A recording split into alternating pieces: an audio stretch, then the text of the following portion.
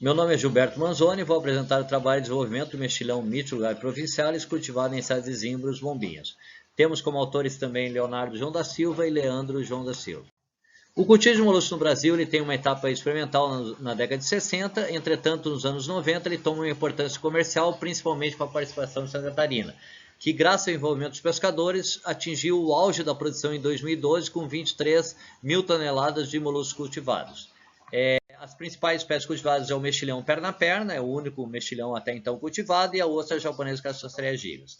Em 2016 se verificou um decréscimo nessa produção de mexilhão perna-perna, antes com 12 mil toneladas e depois em 2017 atingindo 11 mil toneladas.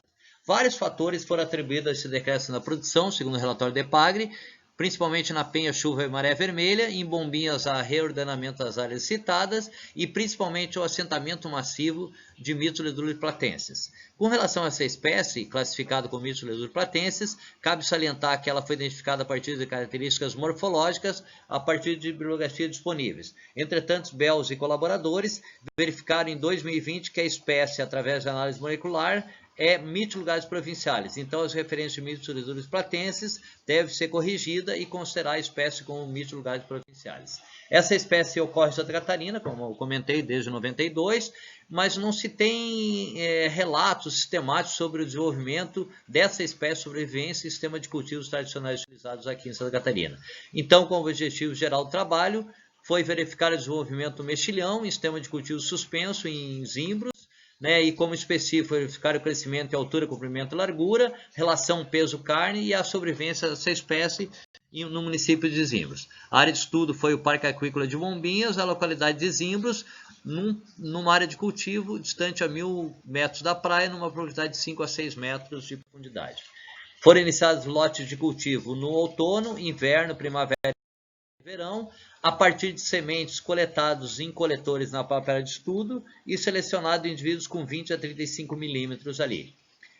Foram confeccionados cordas observando a densidade de 300 indivíduos por metro, que segundo relatos é o melhor desenvolvimento do mexilhão perna-perna, sendo feitos 5 cordas, 3 que foram amostrados e 2 cordas de reservas. Essas cordas seguiram a metodologia tradicional do cultivo de mexilhões, com 2 malhas tubulares, uma interna de algodão e uma externa de nylon, e foram feitas amostras com 114 dias e depois com 228 dias para ver o crescimento e desenvolvimento dessa espécie.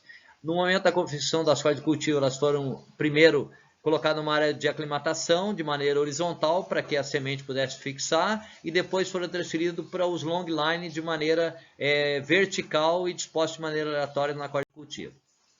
Na área de cultivo, semanalmente foi verificada temperatura e profundidade, temperatura e salinidade, para como parâmetros ambientais serem observados. E como eu comentei, foram feitas amostras para verificar o desenvolvimento em 114 dias e 228 dias, sendo desmontadas as cordas, retirada a fauna acompanhante, levado os 30 indivíduos para o laboratório para análise de crescimento, desenvolvimento, medidas de altura, comprimento e largura, selecionados esses mesmos indivíduos, determinado o peso vivo do organismo e feito cozimento para observar o peso carne desses indivíduos. Foi feita também contagem dessas cordas desmontadas com 114 dias para avaliar a sobrevivência, então em 114 dias, 228 dias. E também, como eu comentei, a partir do peso total do organismo e o peso da carne cozida, se fez a porcentagem de carne cozida ou índice de condição. Todos os dados foram tabulados e foram submetidos a testes estatísticos, observando aí o programa R. Com relação ao resultado de discussão, a salinidade da região ficou entre 28 a 36 e a temperatura 16 a 30 graus. É importante destacar que o lote C3 e C4 pegaram temperaturas mais elevadas, o lote C1 pegou as menores temperaturas e o C2 pegou as maiores variações de temperatura. Esses valores de salinidade estão de acordo com a referência na bibliografia para a região de estudo. Com relação à sobrevivência, verificou que o lote C3 e C4, com 114 dias, não tinha nem indivíduo que sobreviveu. E o lote C1 e C2 teve sobrevivência maior no período de 114 dias, chegando a 84% C1, e no lote com 228 dias, a sobrevivência final chegou a 56%.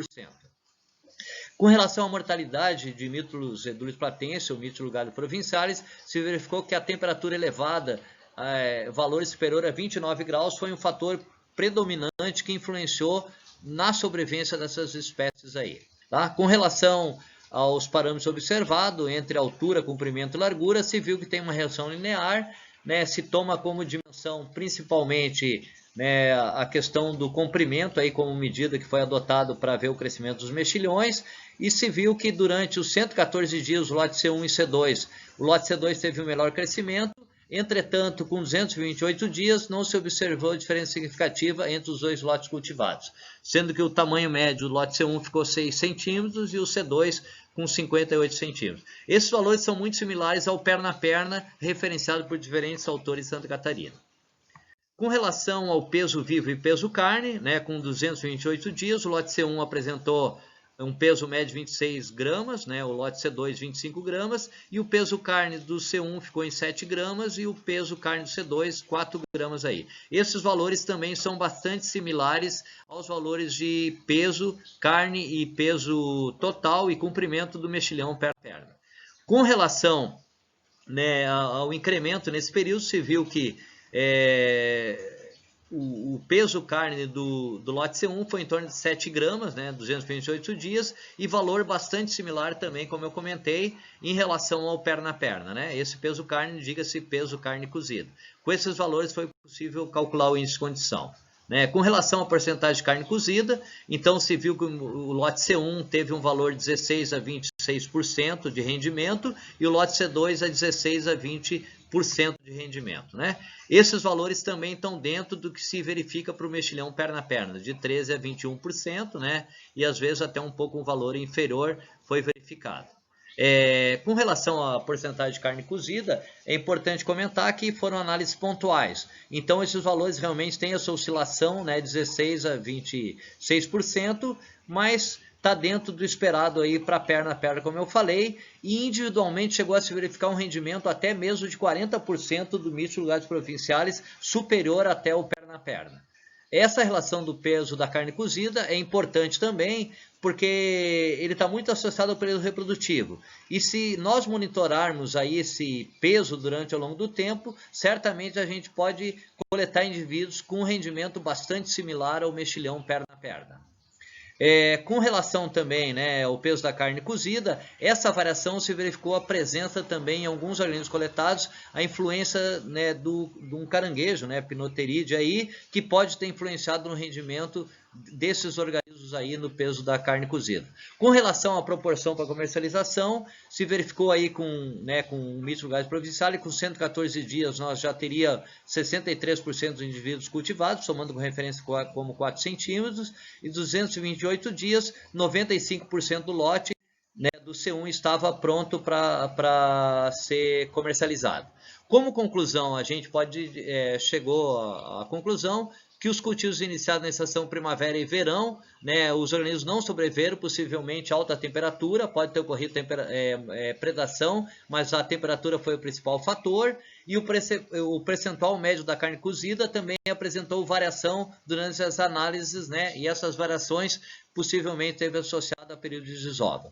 Misto de lugares provincial cultivado no presente estudo apresentou valores inferiores em comprimento e peso carne quando comparado com o perna-perna, entretanto apresenta peso organismo vivo maior, mesmo tendo indivíduos com tamanho menor do que o perna-perna. Os valores médios do peso da carne cozida foram inferiores ao resultado para perna-perna. Entretanto, individualmente foram resultados de valor superior, indicando que caso a gente faça o monitoramento de maneira mais contínua, pode-se coletar mitos de lugares provinciais e ter um índice de condição ou um rendimento superior ao perna-perna. Como conclusão final, né, mitos de lugares provinciais apresenta potencial para cultivo, entretanto, esses cultivos têm que ser iniciados no outono e as colheitas ser realizadas antes do verão.